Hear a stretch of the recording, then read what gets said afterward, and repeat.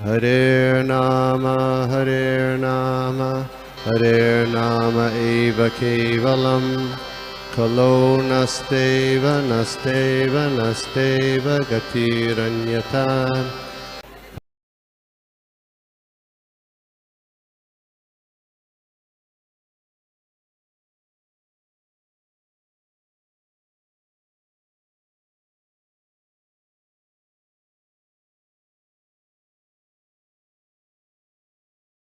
Hare Krishna.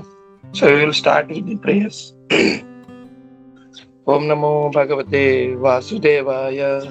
Om Namo Bhagavate Vasudevaya. Om Namo Bhagavate Vasudevaya.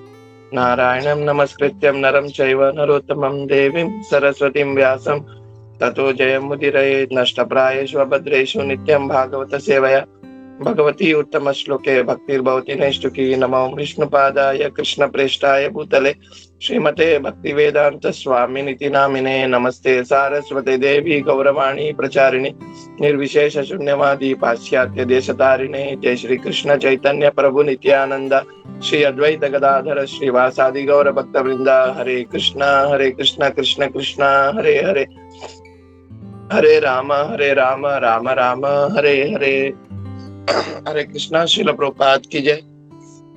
सो आज हम देख रहे तीसरे स्कंद का 15 अध्याय श्लोक क्रमांक 29।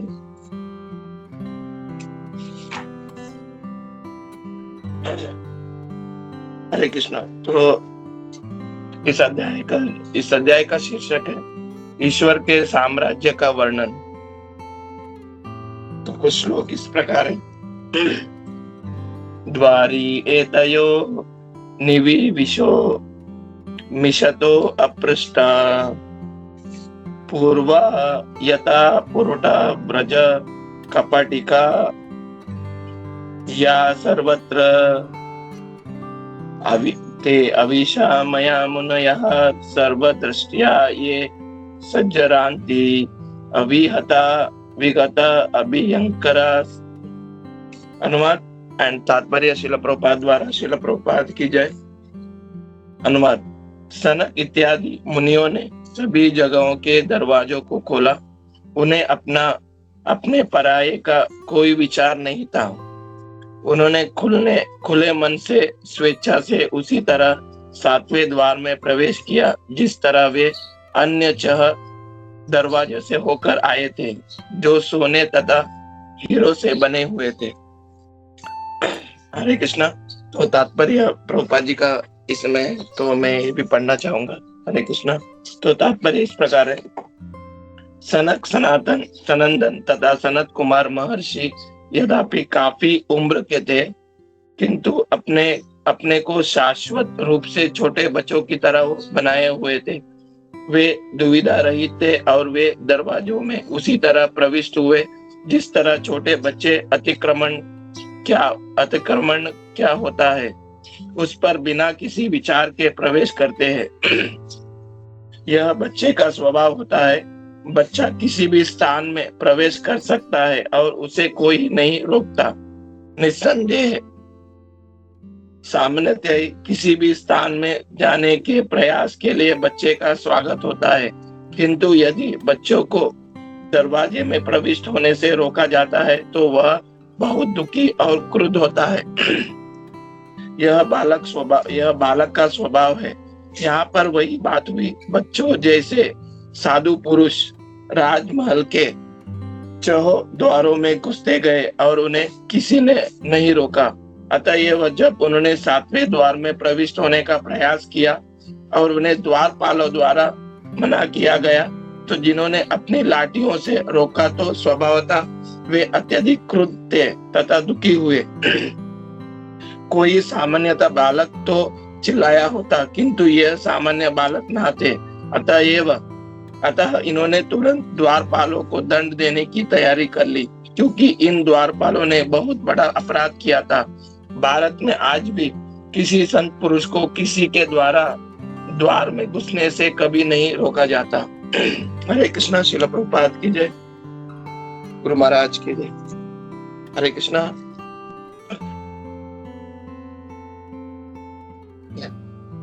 तो मैं जो कुछ भक्तों के मुखारविंद से सुना वही यहाँ पे बोलने का प्रयास करूंगा। ये सिर्फ मेरी शुद्धिकरण के लिए होगा। मैं जो कुछ सुना है और जो कुछ इस श्लोक के द्वारा जो कुछ हमने मतलब मैंने जो सुना है वही मेरे शुद्धिकरण के लिए होगा। हरे कृष्णा। तो मैं इस ग्रेस गौर गोपाल प्रभु और महात्मा दास जी का महात्मा प्रभु जी का लेक्चर सुन रहा था।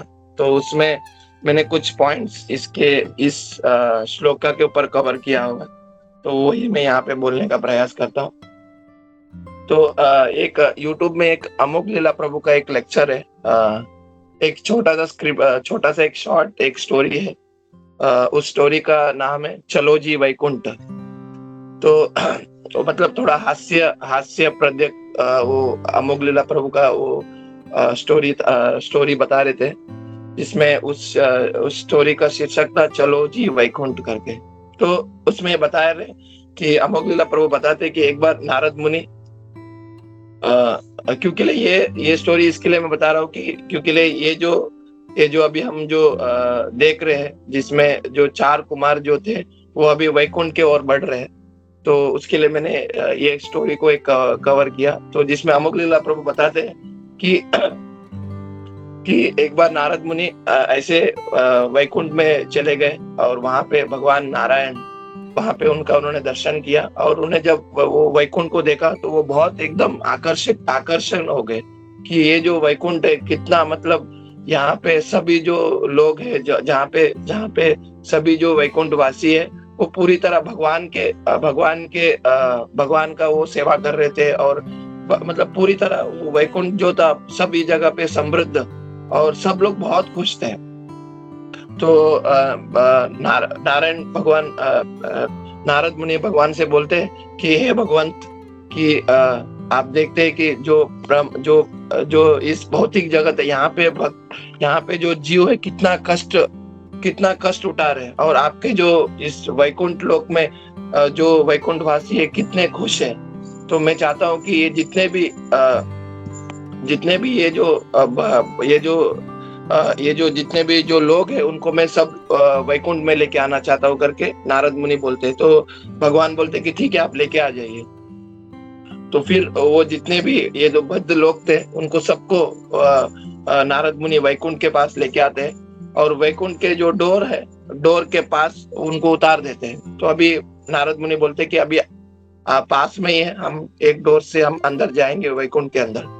तो जैसे ये जितने भी बद्ध लोग थे जो भी जीव थे वो जैसे वो वैकुंठ के जो डोर है उसके ओर बढ़ते हैं तो वहां पे वो देखते कि कितना बड़ा एक बहुत बड़ा पेड़ था और उसमें से बहुत सारे सोना चांदी गिर रहा था।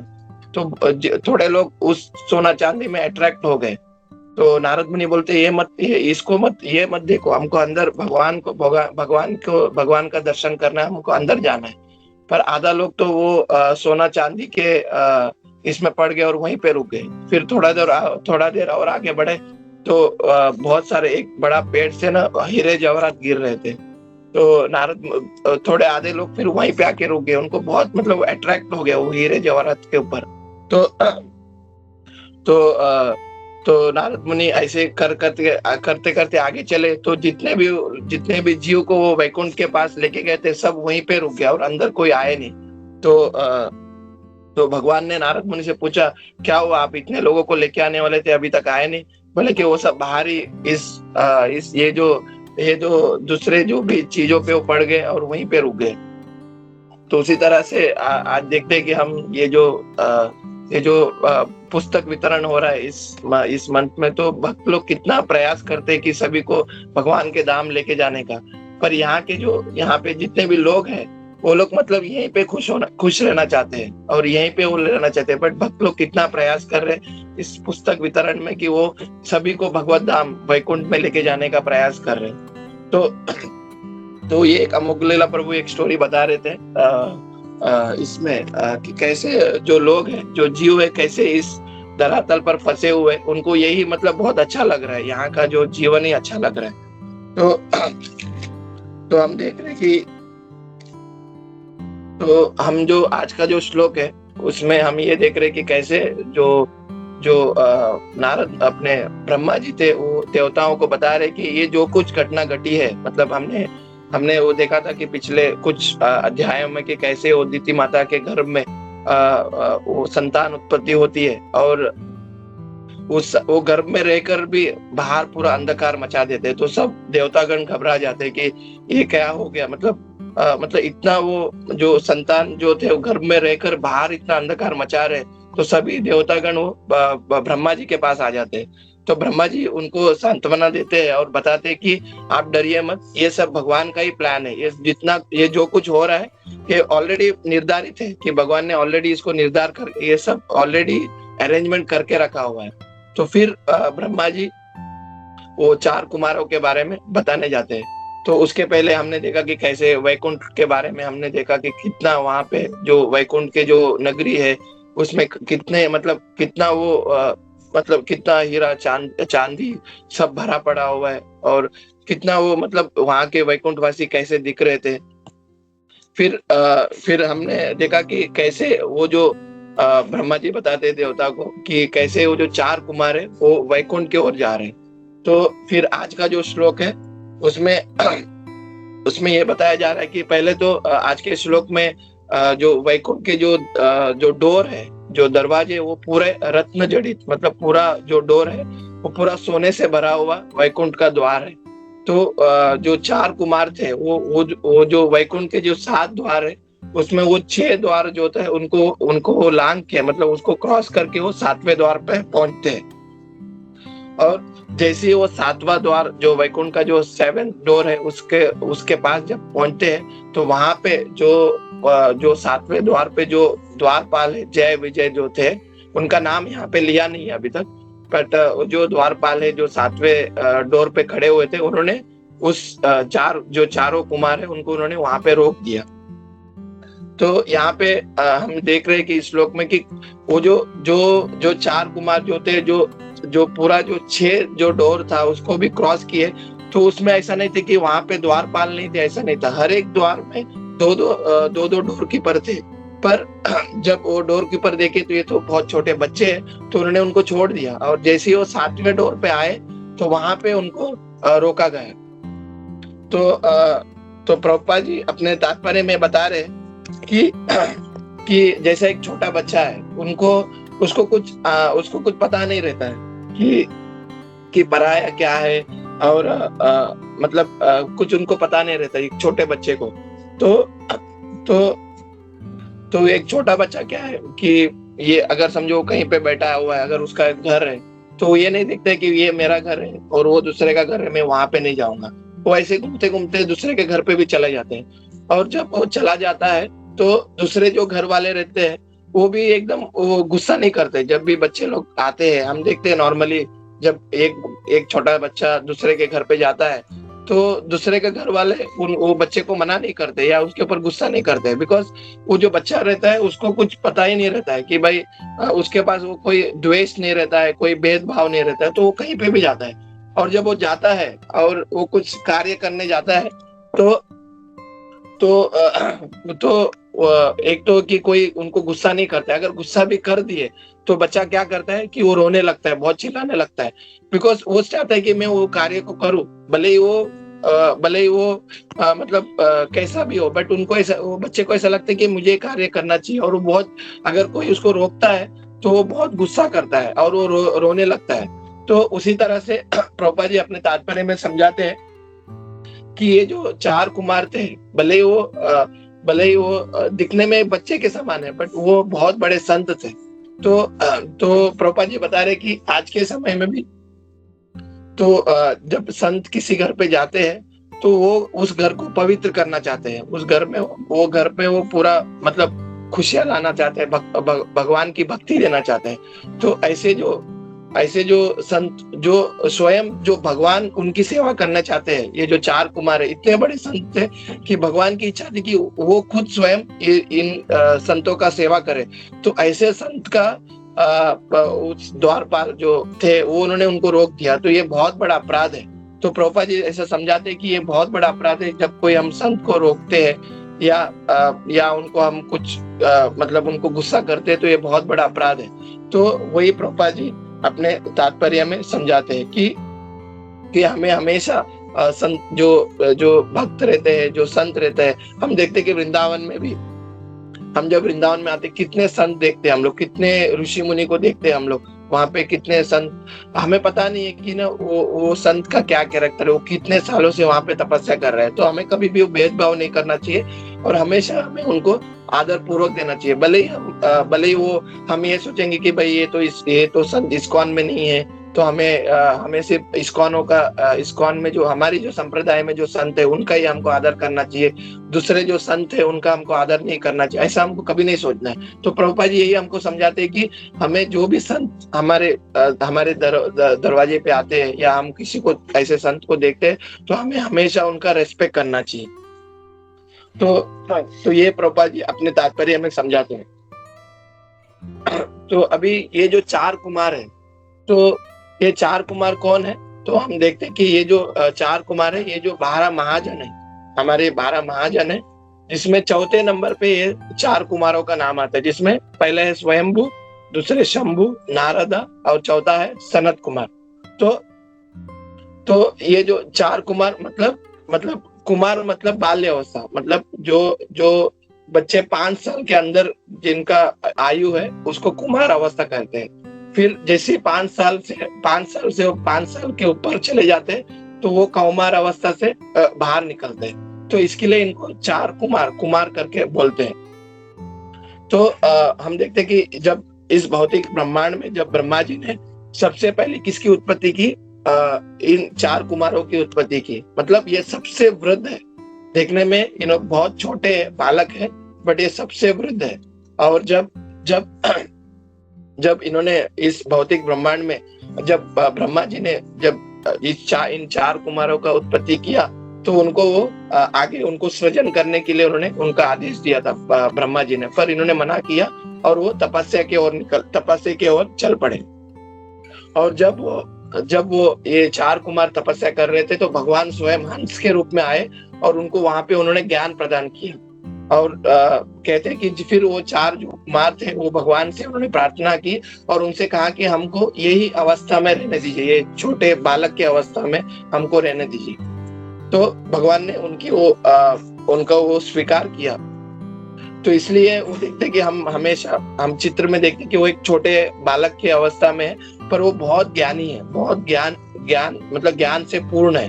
तो ऐसा कहते हैं कि भागवतम में कि मतलब कभी कभी जो बड़े बड़े देवतागण होते हैं और बड़े बड़े जो भक्त होते हैं, अगर उनको ज्ञान की अर्जित करना हो तो वो इन 4 कुमारों के पास आते हैं। और ये जो 4 कुमार है, भागवतम में ऐसे बहुत सारे उदाहरण है जिसमें हम देखते हैं कि ये हमेशा ये 4 कुमार है, ये हमेशा मतलब हर एक ब्रह्मांड में घूमते रहते हैं और हर एक जगह पे वो भगवान का गुणगान करते रहते हैं और भगवान का गुणगान और भगवान के भक्तों का गुणगान भी वो करते रहते हैं। तो भागवतम में एक स्टोरी आता है जहाँ पे जब पृथु महाराज जब यज्ञ करते रहते थे, जब पृथु महाराज जब यज्ञ कर रहे थे तो वहां पे भी कहते कि ये 4 कुमार वहां पे आके उस यज्ञ में उन्होंने पार्टिसिपेट किया।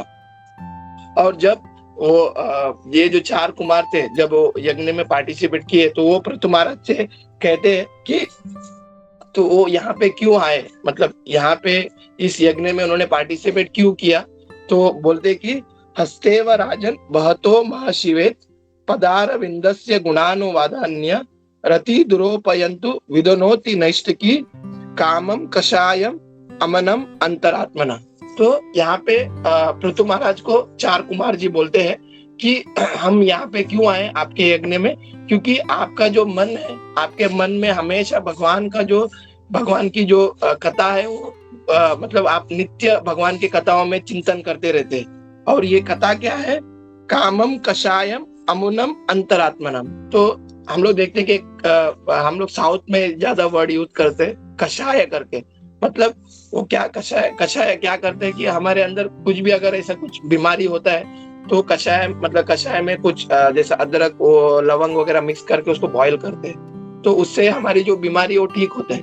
तो यहाँ पे क्या बोल रहे हैं कि ये जो भगवान की जो कथा है वो कषाय के समान है, जो जिनकी जो जीव की जो बीमारी उसको ठीक करता है।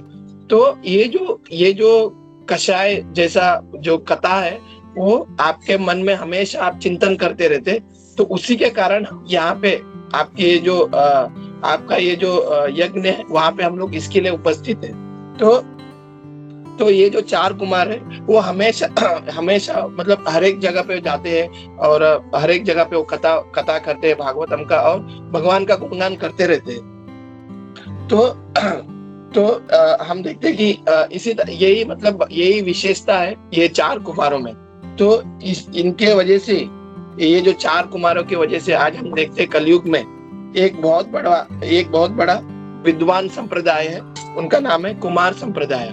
और ये जो कुमार संप्रदाय में ये कुमार संप्रदाय का जो ऋषि ये है जो मेन है क्या है, आचार्य क्या है, निम्बार्काचार्य। तो ये जो 4 कुमार थे इन्होंने ही इस निम्बार्काचार्य जो आचार्य है उनको उन्होंने ज्ञान प्रदान किए और तब जाके और ये जो कुमार संप्रदाय फिर ये आगे बढ़ा। तो हम इन 4 कुमारों से क्या सीख सकते हैं कि वो उस बाल्य अवस्था में रहकर भी, भले उनका अवस्था बाल्य है बट उनकी जो बुद्धि है मतलब उनको कोई भेदभाव नहीं है और वो किसी के प्रति कोई द्वेष नहीं रखते। तो यही हम इन 4 कुमारों से सीख सकते हैं कि कैसे हम भी भक्ति में रहकर हम किसी से ना भेदभाव करके और ना किसी से भक्तों से झगड़ा करके ना ही भक्तों से हम कोई जीवों से ना कोई भेदभाव ना रखे। तो ये हम ये जो 4 कुमार है इससे हम सीख सकते हैं। फिर हम देखते हैं कि ये जो हम अभी देख रहे हैं कि कैसे ये जो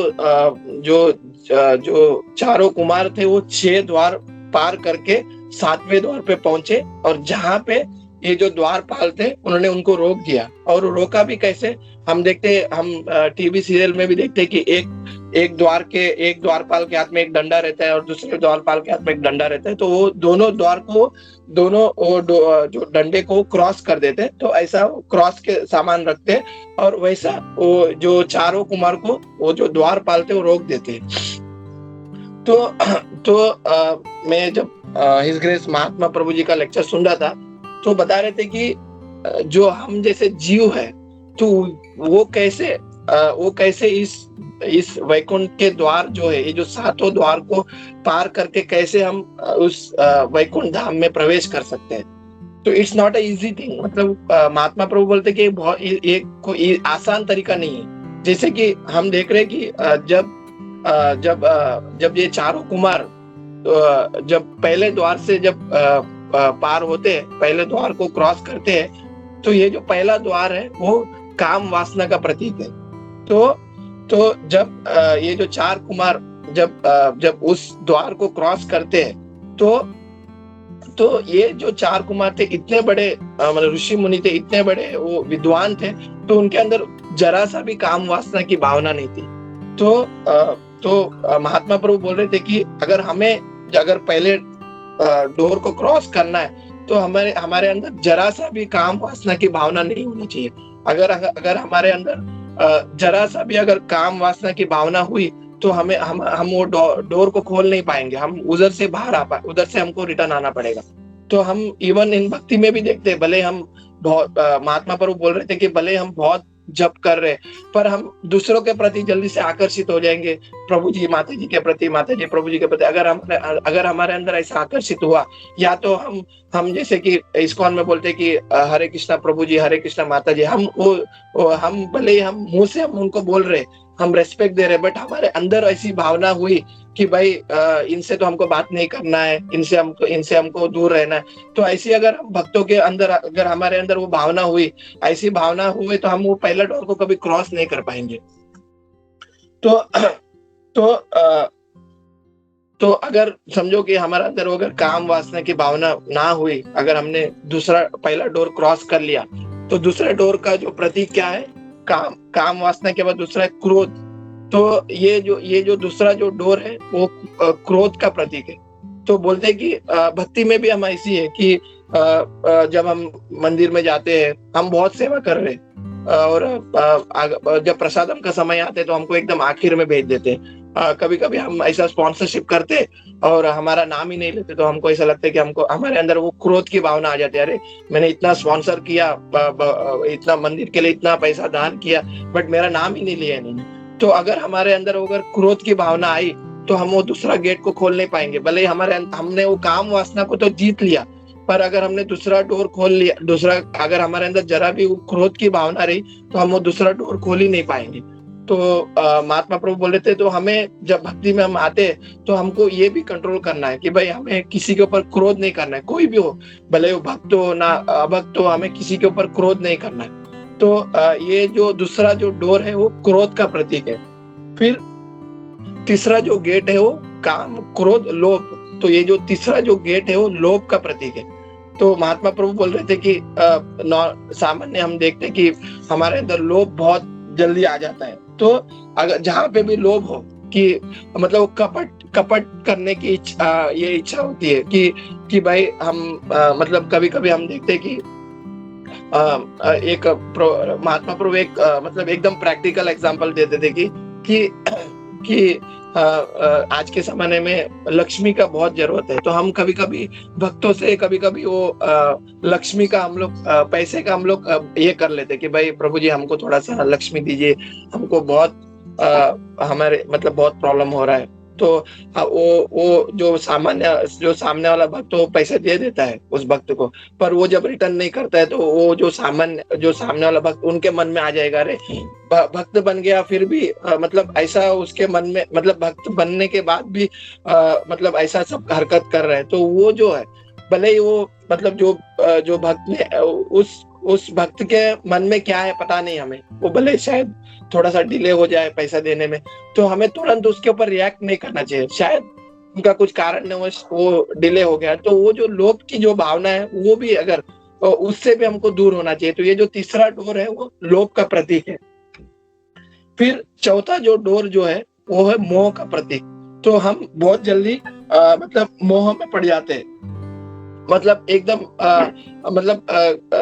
हमको इतना मोह आ जाता है कि मतलब हम मंदिर में भी नहीं जाते हैं। बड़े भगवान की जब जैसे ऐसा बड़े बड़े फेस्टिवल होते हैं तो हम वहां पे जाते नहीं है, हम कुछ ना कुछ बहाना कर लेते हैं। तो प्रभु जी बोल रहे थे कि अगर हमारे अंदर ये मोह की अगर ये रहा तो हम वो जो चौथा जो डोर है वो खोल नहीं पाएंगे। भले हमने ये जो 3 डोर खोल लिया, बट वो जो चौथा जो डोर है जो मोह का प्रतीक है, अगर हमारे अंदर वो रहा तो हम उसको भी नहीं खोल पाएंगे। फिर पांचवा है मद मतलब अहंकार। तो प्रभु जी बहुत अच्छा ये बता रहे थे महात्मा प्रभु की जब हम फेलियर होता है लाइफ में, जब भी हम फेलियर होते हैं तो हम भगवान की भक्ति ज्यादा करने लगते हैं कि भगवान को ज्यादा पूजते हैं। अब पर वही समय अगर समझो कि हम लाइफ में सक्सेस हो गए तो हमारे अंदर इतना अहंकार आ जाता है कि हम भगवान को मतलब हमने ही सब कर लिया, मतलब ये जो जितना भी हम किया हुआ है, ये जो सक्सेस का पीछे मेरा ये हाथ है। तो वैसा हमारे अंदर वो जो मतलब हमारे अंदर वो अहंकार आ जाता है।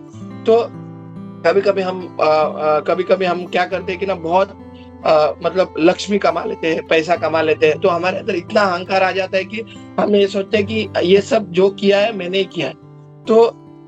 तो ऐसे अहंकार से बचने के लिए हमें मतलब प्रयास करना चाहिए कि ऐसे हम अहंकार से दूर रहे। तो महात्मा प्रभु प्रभुपाद जी का एक स्टोरी बता रहे थे कि एक बार प्रभुपाद जी श्रील भक्ति सिद्धांत सरस्वती ठाकुर महाराज, उनके जो गुरु महाराज है, उनसे वो मिलने जाते हैं। तो भक्ति सिद्धांत सरस्वती ठाकुर महाराज जी बोलते हैं प्रभुपाद जी को कि कैसा चल रहा है आपका बिजनेस, क्योंकि हमको सबको पता है कि प्रभुपाद जी पहले बिजनेस करते थे, ड्रग्स अपना ये केमिस्ट का बिजनेस करते थे। तो प्रभुपाद जी बोले कि चल रहा है, मैं बहुत प्रयास कर रहा हूँ, बट मुझे सक्सेस नहीं मिल रहा है। तो श्रील भक्ति सिद्धांत सरस्वती ठाकुर महाराज जी ये बताते हैं कि ये जो लक्ष्मी जो है ये हवा के समान है, तो इसको कोई भी ग्रैब कर सकता है। और भक्ति सिद्धांत सरस्वती ठाकुर महाराज जी ये बता रहे प्रभुपाद जी को कि आप जो है ना इतना इंटेलिजेंट है, आप तो उसको मतलब आसानी से इसको पकड़ सकते हो इस लक्ष्मी को, पर आपने क्या किया है कि आपने इस सब को त्याग करके राधा रानी का चरण कमल आपने पकड़ के रखा है। इसके लिए आपको मतलब आप ये नहीं सोच रहे कि भाई मैं बिजनेस में मतलब मैं फेलियर हूँ, सक्सेस हूँ। आप हमेशा ये सोचते हैं कि मेरा सिर्फ और मुझे सिर्फ राधा रानी का चरण कमल की मतलब वही मुझे चाहिए करके आप ऐसा आपके मन में बैठ गए। तो उसी तरह से हम देखते हैं कि आज के ज़माने में जो हम देखते हैं कि बहुत सारे जो भक्त हैं, वो ज़्यादा लक्ष्मी के पीछे नहीं भागते। उनको पता है कि अगर मेरे जो लाइफ मुझे जो जितना मिलना है, उतना ही मुझे मिलना है। तो ये जो अहंकार है, इससे हमको बहुत मतलब बहुत हमें सावधानी बरतना पड़ेगा। तो ये जो 5वां जो द्वार है, 5th डोर, ये अहंकार का प्रतीक है। फिर ये जो 6वां जो द्वार है, जो है वो कहते हैं मत्सर्य। नॉर्मली महात्मा प्रभु बोल रहे थे कि जैसे कुछ भक्त लोग इसको मच्छर मच्छर करके बोलते हैं। तो मच्छर का काम क्या होता है कि दूसरे का खून चूसने का। तो उसी तरह से ये जो मत्सर्य का जो भाव है, अगर हमारे अंदर रहा कि हम दूसरों के प्रति वो द्वेष का भावना रखे अपने अंदर कि भाई ये गलत डिवोटी है, ये गलत है, तो ऐसा अगर हमारे अंदर वो रहेगा तो हम वो 6वां डोर भी खोल नहीं पाएंगे। भले हमने 5 डोर खोल दिए और जब 6वां डोर पे आए और हमारे अंदर वो मत्सर्य के भावना रहा, तो हम वो 6वां डोर भी खोल नहीं पाएंगे। और जब 7वां डोर है, हमने देखा कि जो ये जो 4 कुमार थे, उन्होंने 6 डोर पूरा खोल दिया और जब 7वां डोर पे आए और 7वां डोर पे वो उसको खोल नहीं पाए और वहां पे वो जो द्वारपाल थे उनको रोक दिया। तो महात्मा प्रभु बता रहे थे कि ये जो 7वां डोर है, ये शुद्ध भक्ति का प्रतीक है। तो हम भले ही ये जो 6 जो हमारे अंदर जो अवगुण है, इसको हमने मिटा लिया, 6 गुण हमने सब सही कर लिया, बट ये जो 7वां जो डोर है, अगर हमारे अंदर वो शुद्ध भक्ति ना रहे, भगवान के प्रति हमारा वो जो शुद्ध भक्ति ना रहे, तो हम ये जो 7वां डोर खोल नहीं पाएंगे। तो हम ये भी देखते हैं कि आगे जाकर कैसे ये जो 4 कुमार थे, वो जब 7वें डोर के अंदर प्रवेश करते हैं और वो जब भगवान का जब चरण कमल, उनके अंदर जो तुलसी पत्ता जो रखा हुआ था, उसका जब वो आस्वादन करते, तब जाके वो शुद्ध भक्त, प्योर भक्त बन जाते हैं। तो उसी तरह से महात्मा प्रभु बोल रहे थे कि ये जो 7 डोर है, अगर हमको इसको खोलना है, तो हमें ये जो अवगुण है, इसको हमको सबको हमारे जो लाइफ से हमारे इससे निकालना होगा, तब जाके हम वैकुंठ में भगवान के धाम को हम जा पाएंगे। Otherwise it's very difficult. अगर हमारे अंदर इस 7 में, अगर ये जो 6 में, तो अगर एक भी अगर हमारे अंदर एक गुण रहा, तो हम वैकुंठ में, हम भगवान के धाम जा नहीं पाएंगे। तो ये मैं एक्चुअली महात्मा प्रभु का एक लेक्चर सुन रहा था, तो वही मैं यहाँ पे शेयर करने का सोचा। तो मैं यहीं पे अपने वाणी को विराम दूंगा और अगर मुझसे कुछ गलती हुआ तो मुझे क्षमा करिए। मैंने इतना ही प्रिपेयर कर पाया। हरे कृष्णा। श्रील प्रभुपाद की जय। गुरु महाराज की जय। सभी भक्त वृंद की जय। हरे कृष्णा। श्रील प्रभुपाद की जय।